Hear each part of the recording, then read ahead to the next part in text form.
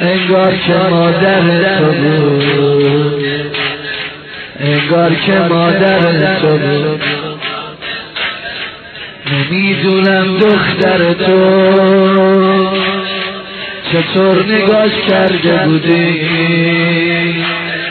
فقط میگم که با چشات انگار صداش کرده بودی. میخوام بگم تو خرابه سکوت غمباری نشست، همه دیدن یواش یواش رقیه چشماشو میبر، رقیه چشماشو میبر. دختر شیرین زبونه دیگه ساکت نشسته بود،